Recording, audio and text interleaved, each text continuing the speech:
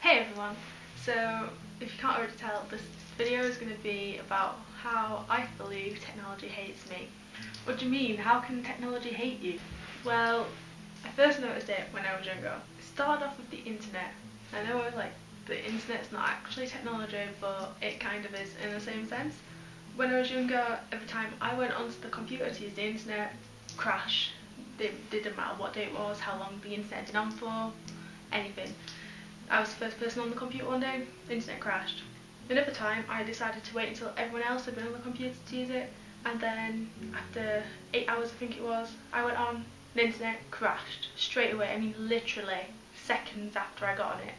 Now that might not seem that strange to you or prove why the internet hates me, but when you look at it from a different point of view, but when I also add in other things, like recently I've been trying to edit my latest video, which is why this one is a more vlog style one than the one I want to do, is because the application crashes on me. Every time I go into the editor, the video half loads and then the entire application just crashes and I get a pop-up box saying that there's a bug on it. Now it only happens to this one video. There's one video that I want to make and upload.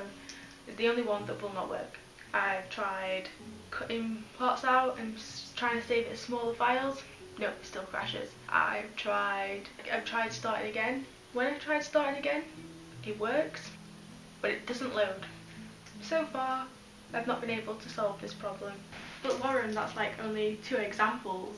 How does that prove that technology hates you? The other thing is, yet again, it's on the internet. Web browsers will just crash on me for no reason.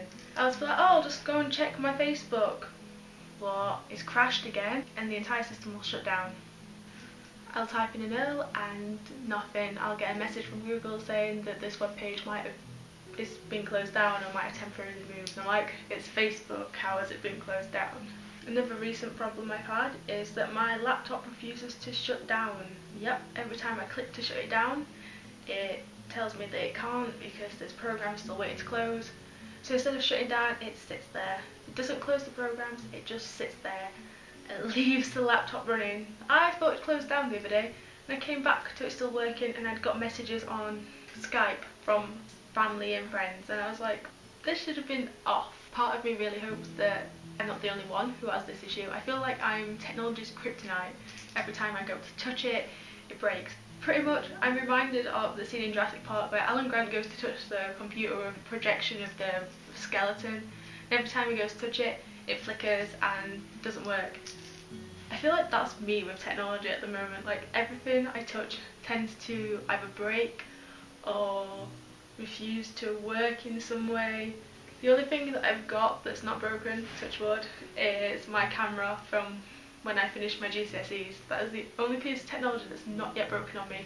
If any of you have ever had any problems with technology where it just doesn't want to work and it seems to be like you are the one cursed, leave a comment below because then we can share our pain together. If you liked this video, then don't hesitate to subscribe and also like it. Bye!